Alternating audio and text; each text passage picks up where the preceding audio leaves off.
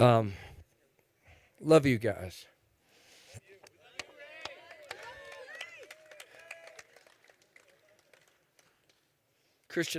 He used to give me crap about having too many friends. What a knucklehead. You know, thank you all for coming. We got people from New York. We've got people from the West Coast. We got people from Texas. I mean, it's just like unbelievable. And I appreciate it. So, again, this is going to be on the fly. So here's how we're going to do this. This is how we do it in the family. So I'm just going to read you the obit. By the way, the obit lady at the Trib called me. She said, I've done this 15 years, done every obit. This is the best one I've ever seen. The obit lady from Trib, 15 years. We have, unfortunately, an obit writing team that is headed by my dear buddy, Terry Box. That's right. Christian loved four things. Loved four things. He loved his family. He loved his friends. My God, he loved his friends. He loved Alta. And he loved music. And at some point towards the end, I'm going to have everybody that's ever played with him come up, and we're going to play a song that I messed up the last night when he closed his bar in Seattle, when I couldn't remember the second verse. How embarrassing. And, of course, he was very kind about it. So, anybody that doesn't know him, I think pretty much everybody here knows him, but I think you'll agree that we've defined him. He had innumerable, remarkable qualities. He had charisma. He had loyalty. He had a pointed wit. You ever get it? God, he had compassion. He was a brilliant musician. I got a clip of him playing Stevie Ray Vaughan's Lenny. You close your eyes and it's Stevie Ray Vaughan. It's just unbelievable. He was highly accomplished, especially with his contribution as an attorney for helping disabled veterans get disability. He was the creator and the owner of Bar Charlie, which if you didn't go there is the best damn bar I've ever been to. And he thought of it all by himself. He created it with, and Pete Spruance helped him. They built the damn thing. He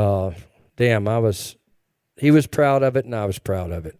And luckily after 5 years he sold it because it's not good to hold a glass of beer in your hand and look like you look and do that all the time. It's dangerous. He was a connoisseur and a scathing critic of pizza. Which gets to, he was stubbornly opinionated, thoughtful, passionate, and he was an earnest listener. He was an implacable seeker and arbiter of cool. Damn, he was cool. He was a complicated, esoteric soul pilot. He was everybody's best friend, and Charlie was his. Go Ducks. Go Ducks. So, I haven't written anything, and I just look at these things and I can say, I told you about the musician. He had a band here, a band in Seattle. He played with my two bands. He was spectacular. He was an attorney for disabled vets. A bunch of y'all knew a Toyota service advisor who had some bad luck and he got really sick, and I hadn't seen him for a couple of years, saw him at the Huntsman. I said, what in the hell are you doing here? He says, well, I've got that disease that, people get at Camp Lejeune. You can see it on TV all the time, the poison water. So he had a bone marrow cancer. And he'd lost his house, he'd lost his wife, he'd lost his kids. And he'd come over and help me at the house, and he was a buddy. And I said, dude, aren't you 100% service connected? He was talking about he couldn't afford treatment. I'm like, what do you mean you can't afford treatment? Aren't you 100% service connected? He said, no, I'm not. Oh, my God. Christian, dude, Joey is not service connected, and he went to Camp Lejeune. He went, what?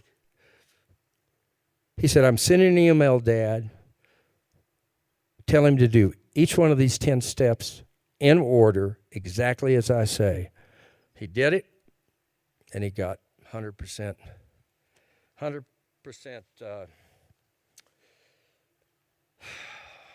disability. The night, 1 week before we opened Bar Charlie, it was Christmas time. And the Spruances were in Seattle. Pete was there, his good buddy. Mom and Dad and everybody. And we're there at the bar. And we brought in some turkey and ham and tenderloin and stuff. And we decided to have a Christmas Eve dinner there in the bar. The door was open. And this fellow walks in and goes, God, what a cool bar. He goes, you think I can get a drink? I said to him, this is sort of a family Christmas party, and it's going to open next week. Christian walked over and took out his hand and said, hey, I'm Christian. The guy said, well, I'm Charlie. And he said, and Charlie says, God, great place. I was wanting to get a beer. And he said, and bless his heart, he wasn't homeless, but damn near. And Christian said, hey, you want to join us for Christmas dinner? So he joined us for 3 hours as we had Christmas dinner. When we closed the bar 5 years, I act like I closed it, I didn't close it. When he closed the bar, everybody, that place was packed. And Charlie had come back to the bar. He'd come back to the bar. Unbelievable. And when we did the service in Seattle, Charlie got up on the open mic, and he did a talk that just warmed your heart. So he was thoughtful. He was kind. He was complicated, y'all. Those who knew him, he was complicated. Damn. I had more stories about him than I can tell you.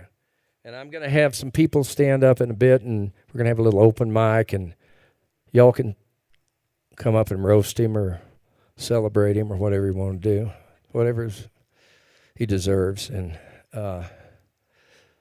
the High Nowhere Band is the band that Christian and Dylan and Tim Sullivan and Dylan's brother-in-law created, and they did a recording, 18, 20 years ago. We're going to play a couple of his songs that he wrote. But he played in a lot of bands, and we got a lot of the musicians here. But like I said, here we are. Christian, dude, we're here. Last night I did a little ashes up in the mountains, and it was, it rained, it hailed, all this stuff. As we were getting ready to do it, there were a couple people up there. I said a few words. And just as I was getting ready to do the ashes and stuff, there was thunder. I mean, big thunder for like 2 minutes. I said, oh, that's Christian. He wants me to land it. He wants me to land it and wrap it up. So I said what I said. I landed it, did the ashes, and then the sun came out the exact second I stopped like this. I went, oh, he's happy. Oh, boy. I'm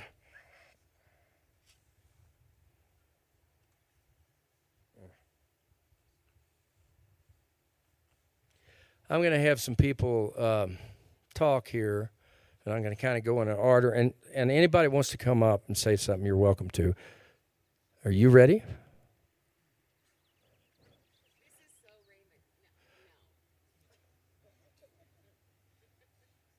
Hey, Chance? Where's Chance? Where's Chance? Where's... Okay. So this is Elizabeth. This is his sister. Okay, we're going to pass the mic. It's my turn now. No. Let's hear it for Ray Thomason, the man who's been through a hero's journey and still manages to play his guitar and make music with his friends and find some moments of laughter. It's a wonderful role model. I spoke in Seattle, so if I repeat myself, I apologize. My experience with this specific death has evolved a little since then, and also it's just going to be a process. I had a complicated relationship with my brother, and I expressed in Seattle how your little sisters don't get necessarily the best of you because they're your little sisters. And both of us never really allowed each other to see the best of us. But what was really cool about Christian is that his pervasive positive qualities were so apparent in the community that he built, in all of the people that he met, in the people who were willing to take his crap.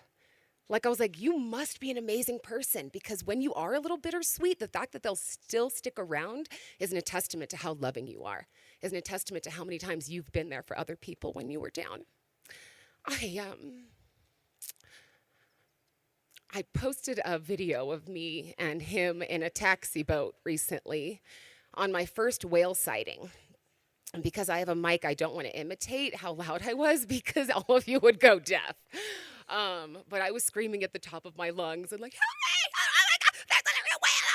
And Christian's like, will you stop screaming in my ear?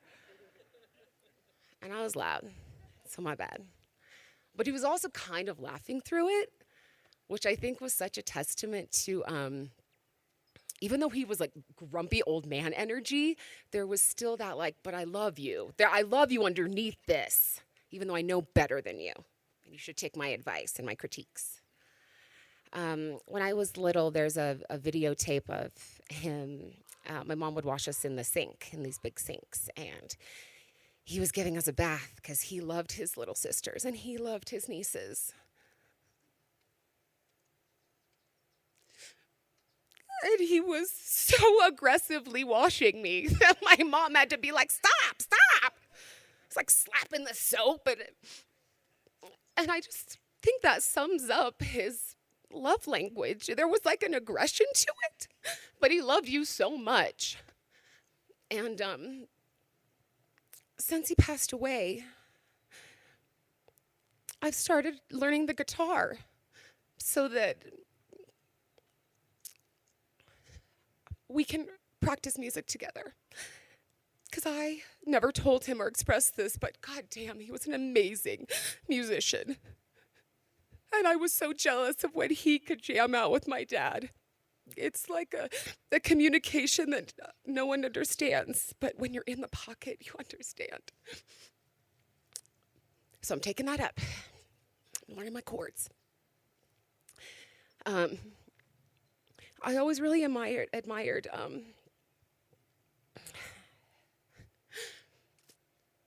his ability to have so many women in his life that he had dated that stayed in his life. I know you heard this in Seattle, but I don't understand the equation. I'm not friends with any of my ex-boyfriends, but like y'all are here in death. Y'all are supporting him and have stayed in his contact list and his top 10 most communicated with. And like I've been at his bar surrounded by like literally 9 to 10 of people who've all like exchanged stories about dating him. And oh yeah, didn't he do? Do you hate when he did that? And I'm like, this is something else. They still love you and they still care about you and they're still here and they're still supporting you. Like that says something about you as a person.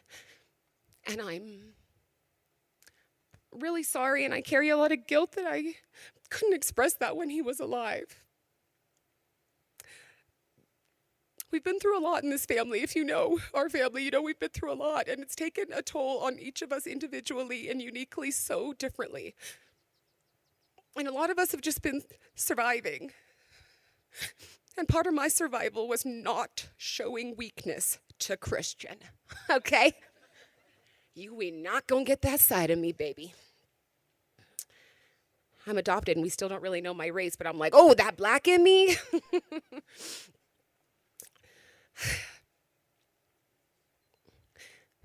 But both of us are really softies deep down.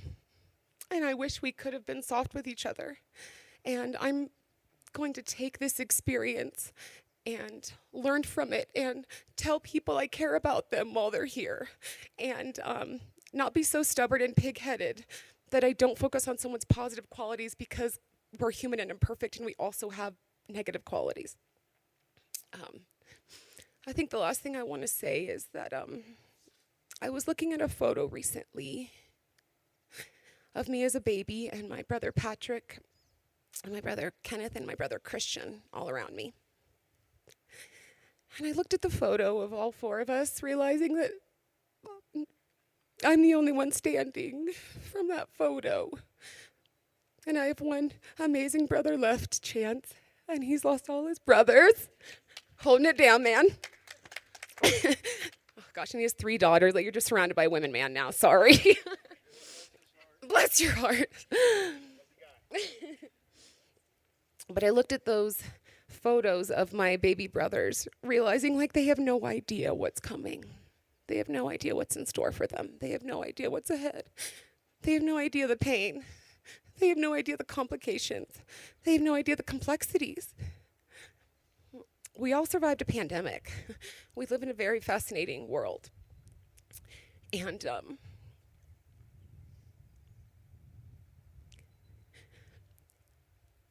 the gift of this terrible experience is my family is done with just surviving. And we realize that we all deserve a life of just genuine joy and happiness and ease. And I've spent more time with my nieces in the past couple months than I have in 15, 20 years. And I've spent more time with my sister-in-law and my brother than I have ever. And I love you guys so much. And I wanted Christian to be a part of this journey that our family seems to be on. Like, there was literally an energy person who came to our house and like saged it. Like, the Thomasons have come really far. We're just kind of open to anything if it will help us and heal us and bring us together. And so thank you, Christian, for being that catalyst for us to finally give up our stubbornness and our egos and our past resentments, because we just realized what is important.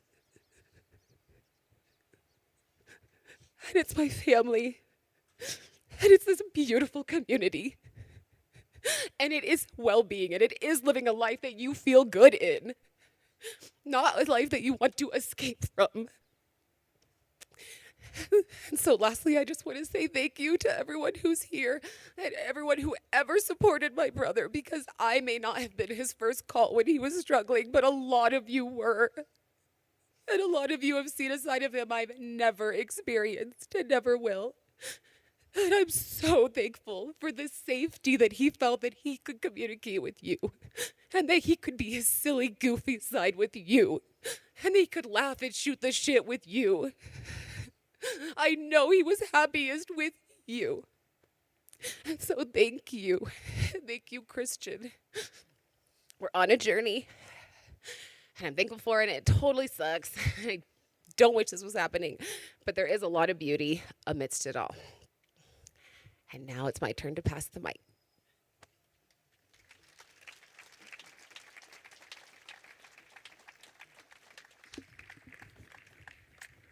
Whew, I have a powerful family. I've got a powerful family. Before Chance comes out, I just want to know, a lot of y'all from Oregon, go Ducks, knew Trevor. Trevor came up to me in Seattle and said, you know, Ray, I talked to him every day for 15 years. And the night he passed, I had a dream. Never had a dream about him. Had a dream. I had a dream that he and I and Big Matthew, were in a bar and had onion rings, and we're throwing the onion rings at everybody in the bar and the bartender, and they were belly laughing. So he woke up and went, wow, that's crazy. He then went to work. After work, got home, and Big Matthew called him. And said, Christian's passed. It was like, I mean, there's just something that we can't explain. And he last night sent 16 orders of onion rings, 23 orders of onion rings by DoorDash to the house last night. Anyway, what great friends. Goddamn, all great friends. All right, so I'm going to have my captain, pilot, cowboy come say something. Chance. It's my oldest son.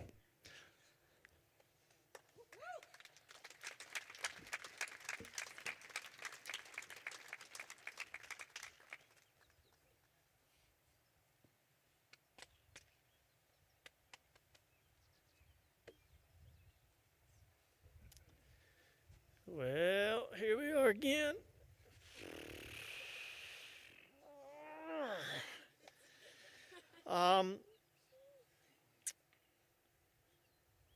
Oh, this is infuriating.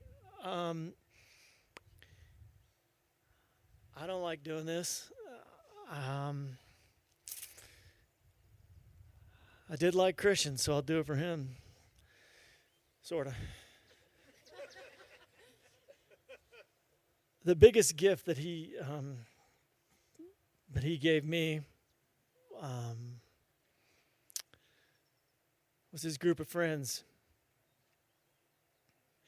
Yeah, he really did something special there that I haven't been able to do. And I know I've already said this, but I'm super lucky to be in the orbit of all the people that he hung out with. Some of the smartest, funniest, fattest, drunkest people I've ever met. Maybe not fat, but yeah. No, I'm super lucky to have been in Seattle and Oregon and places with Christian and the people that he met and knew and loved and cherished. And man, I just hope that those relationships that I've recently developed in the last month and a half or so continue. And I hope I get better at reaching out to people and making sure that everybody understands how I feel. And I think that's important for all of y'all to do that too, because mental health is real, and the real issue is that you can't be afraid to reach out. And it's not easy. It's humiliating at times, I'm sure, but you got to do it.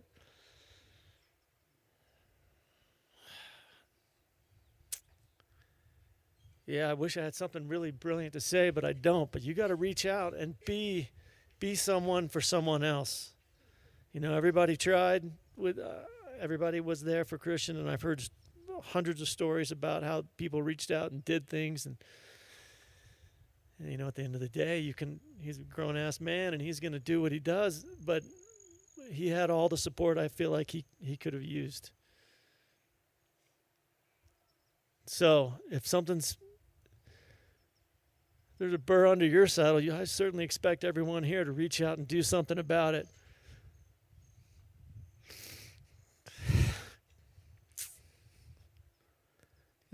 Life's just too precious. It's too beautiful. I mean, look at this day. Look where we are. Look what we're doing. God, you need help, go get it. Don't be scared. Let her buck.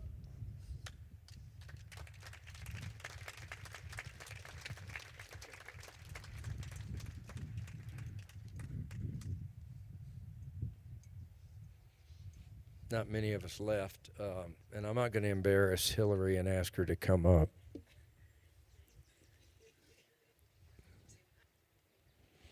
I'm not going to ask Hillary to come up.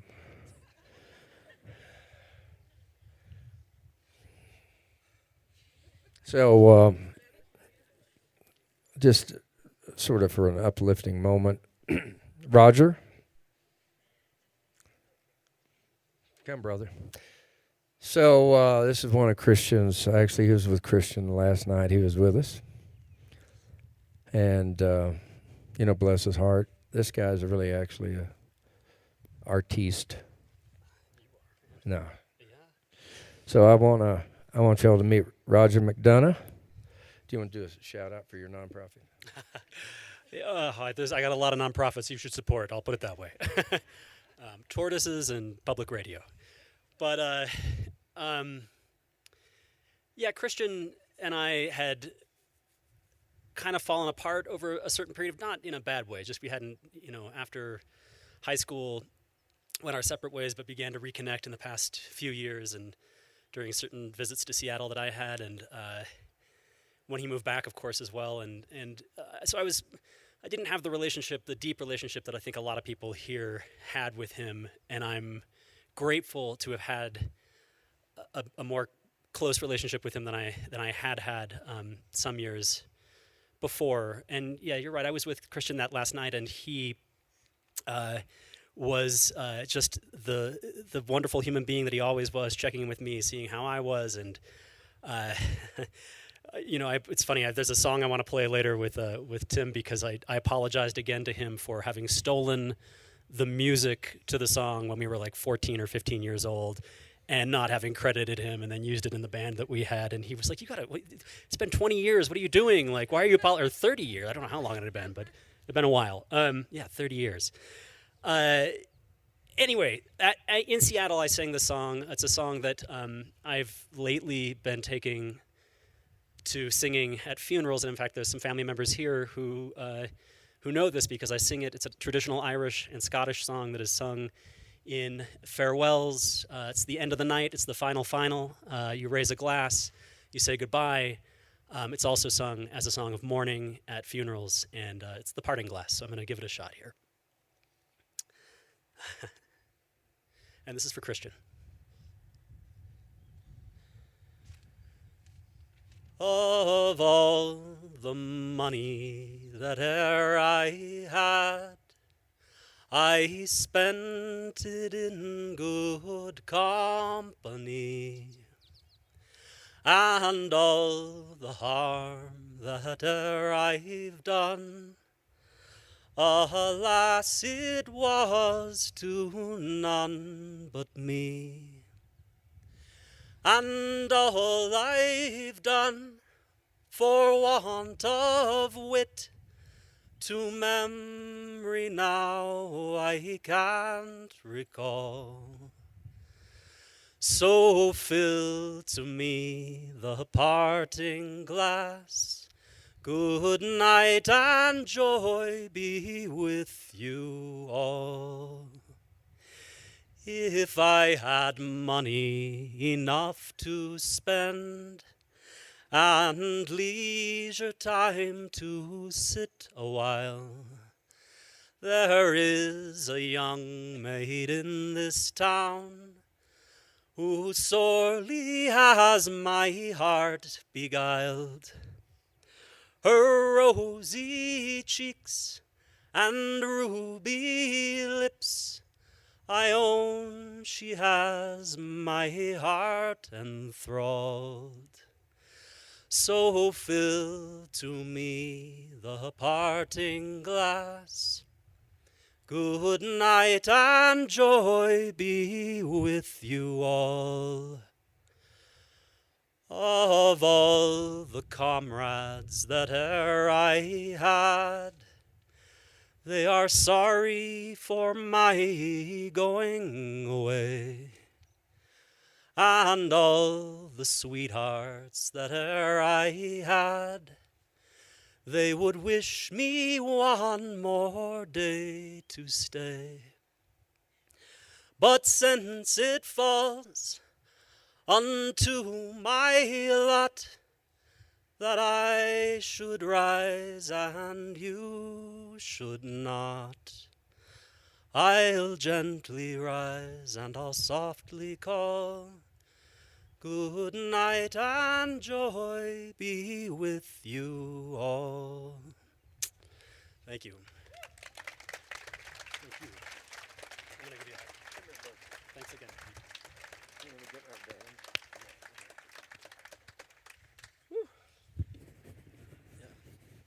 Okay. Who wants to take it up a notch?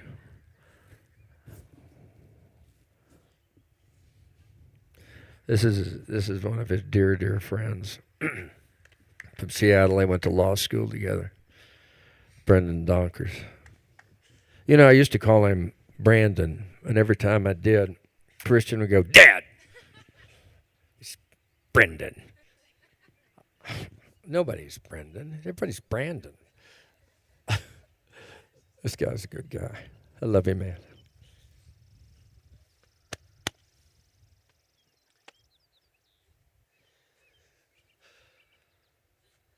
So, it's a special place for so many of us here. I learned to ski on this mountain because of Christian. And it's, I know it's hard on us all to be here without him. Talk about friends and family. Christian, there was no difference. If you were in his inner circle, it was one and the same. And we were in lockstep about that. And if you weren't in the inner circle, Christian didn't give a shit. And we were in lockstep about that too. I learned a lot about Christian before we were even close. I lost my grandma not long after law school. And after her service, Christian was there, unannounced. I had no idea it was coming. I don't even know how he figured out where it was, but he was there. I had no idea how important someone showing up, not part of your family, being there was. I will never forget him being there that day and how much it meant to me. Christian shows up. And the only times I saw him get mad at people that he cared about was when he didn't think you were showing up. Christian and I took a lot of trips together. Most of them G-rated. We went to Panama a couple years after law school. Went down to the Bocas and got a great tour of the canal.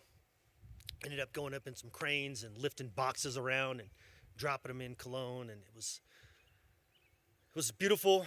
After the trip, Christian took this great photo. It's black and white of a lifeboat, and he printed it out, got it kind of in this cool metallic kind of a finish and beautiful wood frame. I mean, Christian had style. He was cool and he had style, and this was a beautiful photo. And I hung it in my law office. I hung it because it's a reminder to always have an escape hatch. Get your way out. And Christian broke all of our hearts when he chose his.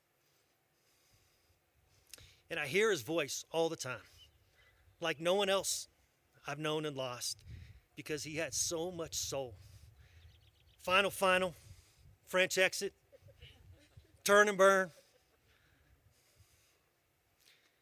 Christian, we love you. We'll see you on the flip side, man.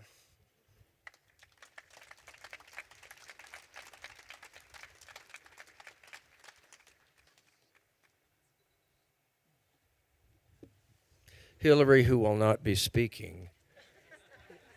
You know, she just got her master's in social work at UW. She's a counselor. Yeah, baby.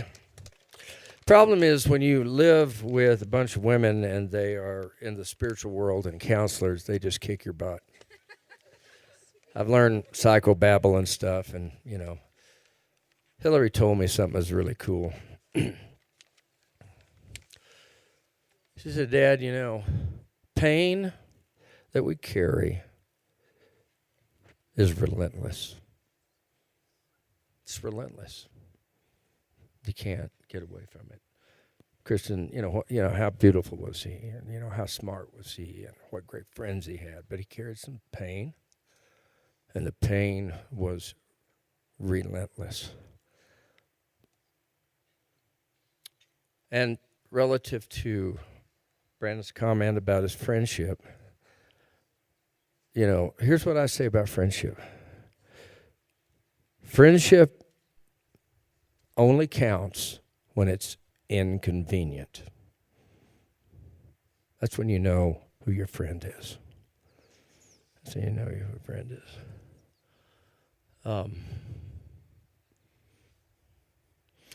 So Tim, one of his best friends, you know, they did this band, and hell, he'd come up and see Christian. He'd go, Dad, Tim came up. Yeah, Tim, where are you? Tim came up. He spent the whole weekend. Anyway, Tim Sullivan, his dear, dear, dear, dear friend and original bandmate. Damn, he's played with me. I played with him. You know, there are a bunch of us here. We're all going to do something toward the end. But, brother.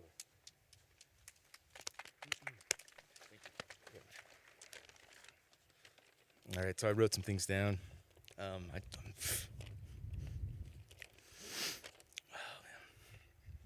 going to tell you about my friend Christian.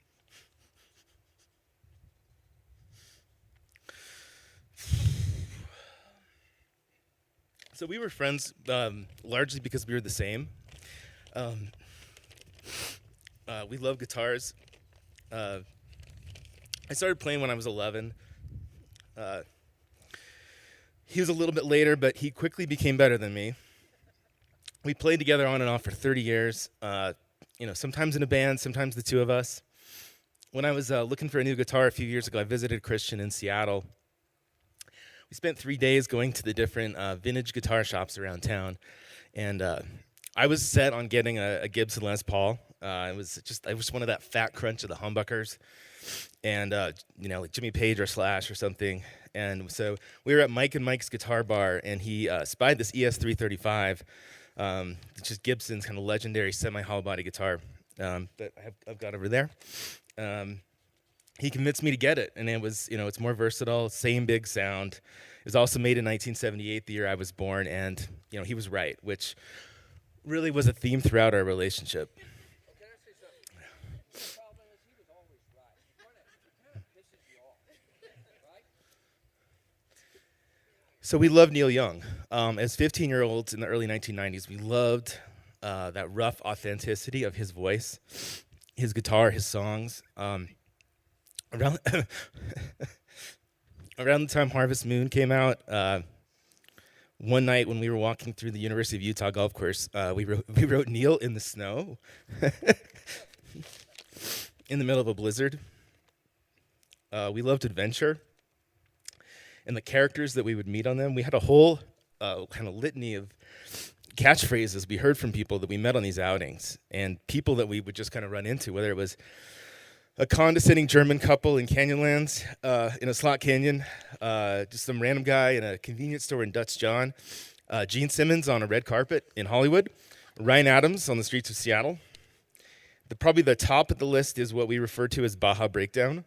When we went backpacking in the Sierra San Pedro Matir in Mexico, had a few run-ins with the Mexican army, drove through a lake bed of sand, got Christian's truck stuck on a beach in San Felipe, and had to stay there for a better part of a week. And then I wrote a newspaper story about it. We love pizza. Christian had a 1 to 10 rating system for all the pizza he ate, and nothing really rated above a 6 or maybe a 7. But he was also really no pizza snob either. He loved dominoes. And he told me recently that he had to remove the Domino's app from his phone because it was too easy for him to use. We love to play basketball. We used to play a lot of one-on-one, just kind of in people's driveways and parks and stuff. And just about every play, I'd back him down in the post and try to jump hook, and he'd often block it and call me Slow Shot Sullivan. We strangely had the same wide feet, which he called monster feet. We had a similar sense of humor, although he was much funnier than me, or just really about anyone else. And by the way, Christian completely, totally radiated talent. He could have easily been a superstar TV writer, a famous guitar player, stand-up comedian. If he just kind of got in the right break. But he had that talent. It was unbelievable. But we were also very different. For most of our friendship, I think as all of us know, Christian struggled, and he struggled with things that I really had no concept of. He was a pleaser by nature. People, including me, usually didn't see that side of him. He so often tried to hide his struggles, but they were there. And throughout his life, Christian experienced an incredible amount of loss and depression. Sometimes in our friendship, he hid it under the surface of the music and the pizza and adventures we enjoyed together. There were times when his struggles were incredibly acute, when he lost his mom, he lost Patrick, he lost Kenneth, he lost Liz. Other times when depression went to take hold of him. But Christian's experience with his profound loss really gave him insight into the aspects of life many or most people are unaware of and unable to connect to. This is what made him so attuned to others and able to connect with so many people and maintain so many friendships. Christian had a real empathy for people who struggle in life or are criticized by the world. And this was a fundamental and beautiful part of his personality. And I think because of this, more than anyone, Christian understood the meaning of being a friend. And as Dylan pointed out, and I'm paraphrasing here, Dylan was able to see and point out the absurdity of people in life more than anyone I've ever met. He was always able to say just the right thing. It was often hilarious and always true. His laugh was a view into that truth at the core of his beautiful soul.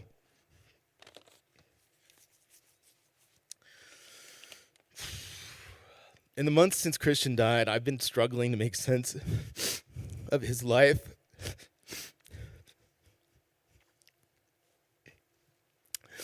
And our friendship and what it meant. I think what I want to say is that these differences in the way that we experience our lives were at the core of our friendship. Having a friend like Christian who had experienced so much loss and depression had the empathy and love and talent to process it in a really humane way. And it made me a better person. Much of how Christian saw the world were blind spots to me, and I owe him so much for that. Christian had so much more to offer the world, another 45 years worth of friendship and talent. The last day of his life, we had lunch. He had his laptop with him because he was working on applying for jobs, and for some reason, we got both got fish tacos. They were solid, according to Christian. We talked about the different things he could do now that he had moved to Salt Lake, open another bar or restaurant, restart his legal career, play a lot of music. And that talent could have got ignited at any moment. The world feels much different to me without Christian in it, but now he's a voice in my head, almost a conscience. I feel him when I play my 335 we picked out in Seattle. Anytime I make or eat pizza, anytime I hear Neil Young or many other musicians, and many, many, many other times. He had been telling me about this overdrive guitar pedal he had bought. It gave your tone more gain, but in a way that kept the tone of the guitar you were playing, if that makes any sense to anyone who's not a guitar player. The last night that we had a solid pizza making session in late February, he surprised me by giving me this pedal. It's right there on my pedal board. So, was it? And now I use it all the time, and Christian lives in the blue light and the howl of the pedal. Thank you.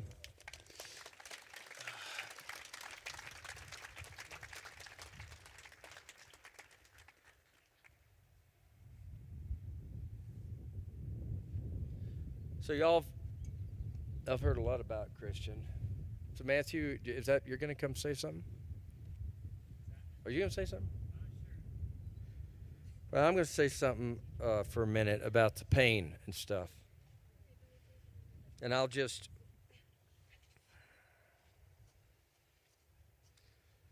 So, Christian was cremated, as was Donna, as was Liz, as was Patrick, as was Kenneth. Wow, I can't believe I said that. And I went with him to the crematorium. I wish I'd have done it with Liz. I found out that all the Buddhists from Nepal, they go with their family to the crematorium. So I went. I had to follow him all the way.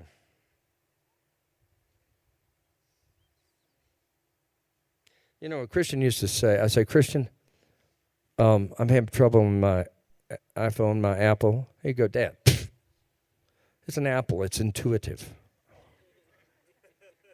Really? Trying to open this up. Open. Okay. After Christian goes in, and we're standing there, and I'm going to do a shout out to Starks. That's the coolest, sweetest, nice, compassionate place. If you need these kind of services. And Jason Starks came to me and said, Ray, do you want to say a prayer? I said, I couldn't put sentences together. I couldn't finish sentences. And Elizabeth stood up. She stood up and said, Dad, I'd like to do an intention. Okay, who knows what an intention is? Women. Okay. A couple of women do. An actor knows.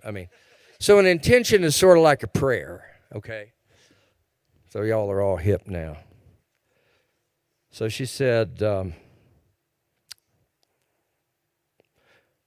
this is going to put pain, carrying pain, which Hillary said is relentless, and that is so damn true. I'm going to put it in perspective. Pain. My intention for Christian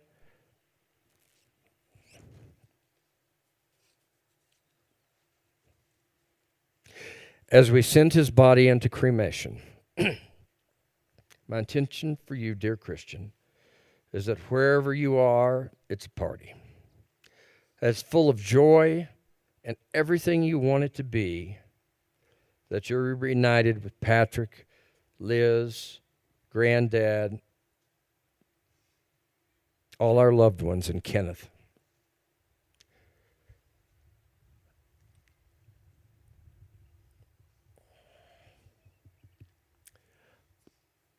I hope that everything that caused you pain in your life burns along with your ashes, and like a phoenix, you will rise. You will rise into something new for you, for us, and our family. That's pain. That's cremation. And ever since then, it's just a mind blower. Okay. This is his dear friend, Matthew. Shit, I'm already crying. I was on the fence of whether I was going to say anything today. You didn't get a choice. Yeah, I was literally like just walking over there.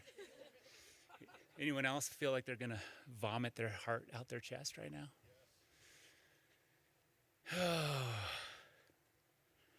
I'm glad that Tim wrote stuff down, so now I don't feel so weird for not memorizing it.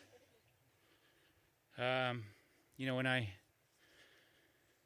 was thinking about stuff to say over the last couple of months, if I was to get up here and say anything, I try to think of one kind of big, epic memory, some sort of ode, some sort of saga that would encompass the relationship that Christian and I had. I couldn't do it, honestly. Instead, I had like 1,000 memories kind of come come and go. I met Christian when I was a freshman in high school at Roland Hall, St. Mark's. And he was transferring over the following year, and I was assigned to be his mentor and show him around the upper school for the day. And he shadowed me and came to all my classes. And I just remember this little 5'0" kid, like with way too much energy and enthusiasm. But it was contagious. I mean, you couldn't help but want to be his friend. And by the end of that day, we were. I remember a smell that I associate with Christian because, and probably a lot of the high school friends here probably remember this, but he always had those little green tree air fresheners in his car. So like weird, like sickly sweet smell that I associate with him. In a good way,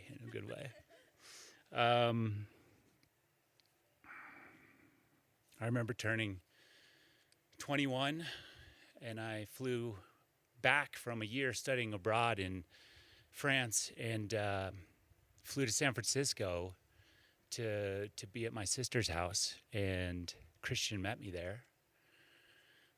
And we went and spent the day touring around the vineyards, and then we ended up in San Francisco proper that night, and we went to go to a bar, and the bouncer stopped us, and I busted out my day-old ID, or I guess, whatever, showed it to him.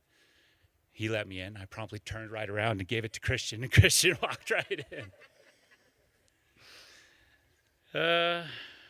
I remember being at Nikki's wedding, and we were pretty well imbibed by the end of the night and kind of lost all the money we were willing to lose. And he asked me to borrow one last $25 chip, and he put it all down on red, on roulette, won $1,500. Yeah. Because he was also lucky as well as talented. A dear family friend said that Christian and I had signed a soul contract and that we'd see each other again. And I like to hold on to that. But until then, he'll be missed. Cheers.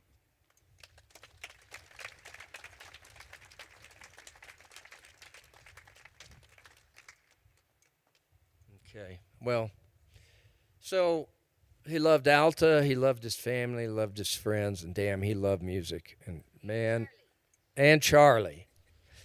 And Charlie. So what we're going to do is we're going to play, these are the songs that he and I played the last 6 months, and he played them with the High Nowhere Band. And at a point, there's a number of people that have played with him. They're going to come up. We're going to play some of his songs. Y'all are welcome to, you don't have to sit here in the sun and get cooked. You can walk around, get a drink, whatever, and we're going to start playing again. And I want to thank everyone for coming. Every time I think I've done the hardest thing I've ever done, God damn it, I have to do something else. Thank you all for being here, for our family. Sam. Oh, Sam, I beat you to it. But okay. Ray, come here. So my name's John, friend of the family. This is John Bagley. He was in Kenneth's band, and he actually is going to play on a song with us here in a minute. Yeah, I'm looking forward to that. And I wanted to say nothing specific to Christian, okay?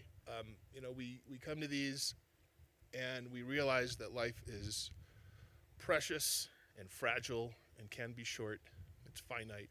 And so we go home with the thought that we need to, and we should, kiss our young ones, tell people we love them, because we might not get another chance to do so. And it's hard. You get back down in the valley, and you've got all sorts of your things you're worried about, and life happens. And a lot of that love that you feel, goes without saying. I mean, there's this, with friends and family, there's this implicit love that happens. But the lesson I'm trying to take is that needs to be something you think about every moment, every day. And so I'm going to speak for all of you. Hillary, Elizabeth, Chance, and Ray, we love you so much, and we love your family. Thank you, John.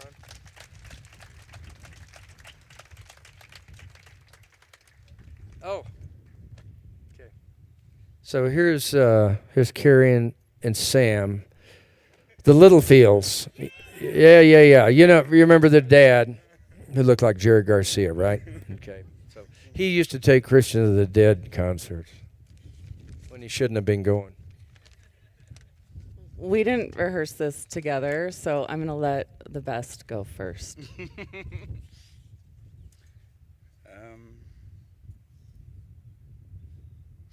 My friendship with Christian began in 9th grade. We were tasked with dissecting frogs together in Peter Hayes' biology class. I was a little gay boy in the closet, so awkward and insecure and intimidated to be partnered with someone like Christian. A straight boy who was so good-looking, confident, and comfortable in his own skin. My insecurities rapidly dissolved when confronted with Christian's trademark disposition. 0 fucks for whatever anyone else thinks. Genuine curiosity and a true commitment to fun, as well as a sincere desire to make the most of every moment. A principled person can often be challenging. To go against the grain and to say what you believe to be true is rarely convenient. We all know this, and because of this, we all play along and bite our tongues when we need to. But Christian just never did. He was unwaveringly principled and stubbornly true to himself. His legacy of loss expanded his understanding for life, and I think in ways that most of us ever will. He managed the unmanageable, and he did it in my heart with dignity. To live is to experience pain. Pain can be incomprehensible in the darkest of moments. But the simplest of gestures, a friend who's willing to hold your hand and tell you that you're not alone, can mean the world. Many of us know Christian's capacity for compassion. We should all remember that, honor that, and emulate that throughout our friendships as we move forward in life. We're all struggling to understand our place in this world. But Christian never failed to remind me who I was, why I mattered, and why I was worth fighting for. He was the sincerest of advocates for who and what he believed in. We are all the beneficiaries and keepers of the story that is now Christian's life. It's a painful reality. It's also something that I believe that we should all be really grateful for. Christian was a fighter. He fought for his friends. He fought for his life. He fought for love. I'm proud of you, Christian. I'm proud of what you've accomplished in this lifetime. You are a champion in my heart, and I love you, buddy. My sister.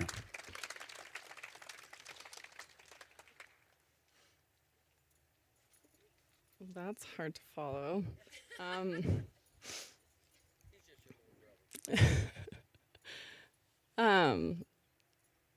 It was May of 1992 when Christian joined our Littlefield family in a VW Vanagon trip from Salt Lake City to Las Vegas to see the Grateful Dead.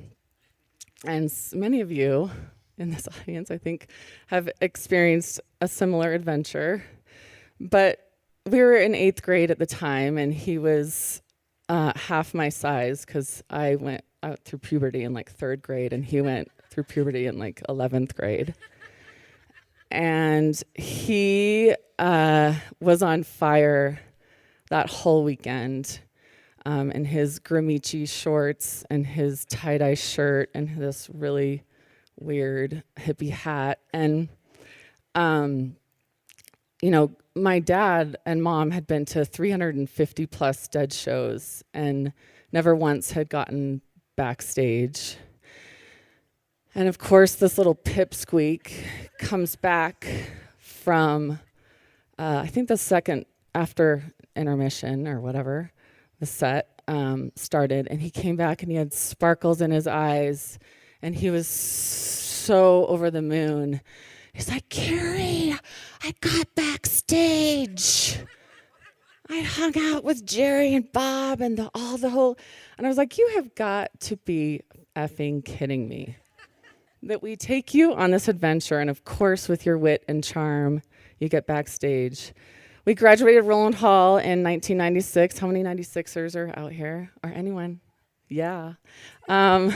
17 boys were in our class of 56. And I just thought the boys in our, sorry guys, were kind of dorky. And Christian was one of them, but I adored him. We lost touch for 10 years after we graduated, and Drew and I bought our very first house. It was kind of a piece of shit house. It had needed so much work.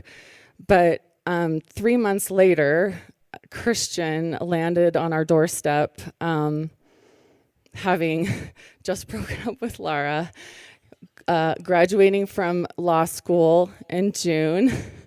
He was studying for the bar, and let's say he was kind of a mess of a human at that time. And I was just rekindling my friendship. I'm like, sure, you can stay in our basement. There's like exposed wires from electrical. It's like a cement floor. Rats live down there, but I suppose you sort of emulate a rat, so you can stay. And so he, for those 5 months, I felt like he was a Tasmanian devil living in our lives. It was like so much intensity. And if you can imagine an untethered Christian not knowing where his direction is after this chapter, let's just say it was an amalgam of a whole bunch of crazy shit. It was an amazing experience to see, and it launched us into him being a part of our family. We spent many Thanksgivings and Christmas, and he was the first to welcome our 2 boys, Leif and Finn, home from the hospital, and we became each other's family in Seattle. And because our families didn't live there, but we had this connection to Utah and what that sort of meant. He sort of passed on to that generation of magic in our families to my boys and the love of music. Finn, to this day, is I would say, pretty damn good drummer. And he gifted, just on loan, family, not forever, Patrick's drum set to Finn. And Finn resonates music in our daily lives, and we feel Patrick and Christian every day. Christian loved our Littlefield family. My dad died, and weeks before, he had just invested in Bar Charlie. And like Brennan said, he walked through this death with us, and with such magic and such amazingness. He just held the space so incredibly well. I'm going to try and just wrap this up, because so many people have said such beautiful things. But mental illness is a bitch. Being in the CT orbit meant for me big, big highs and low lows. It meant I was constantly tormented by his magnetic gravitational force and his repellent spikes and painful daggers. We were family to each other, and the challenge was real. How to honor and love him, hold space for him while also having healthy boundaries. Since he passed, I've had a new lens about our friendship and the many chapters we've held together. And I've had more of an entirety of our friendship and been able to really appreciate those chapters So I just want to embrace the beauty of our relationship and the overall just richness of the human experience. I heard this quote and it said, "Grief is unexpressed love." And I think the gift that he's given me has been able to share that unexpressed love of my buddy. I love you, CT.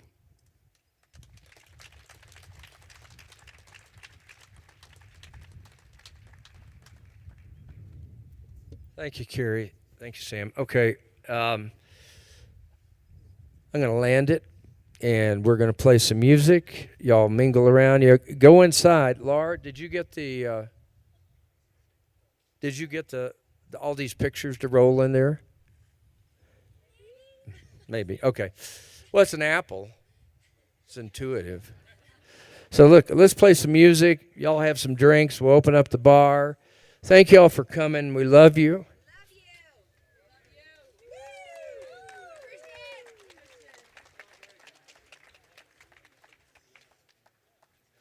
Hey, these are my granddaughters. They started calling me Shorty. You know, come here, granddaughter. Move to the mic. Move. That's soccer talk. Hello. Come here. Hello. Here we go. Here they are. He is short. Isabel, Josie, and Matilda. Damn. Yeah, I'm now Shorty. Yeah. Okay.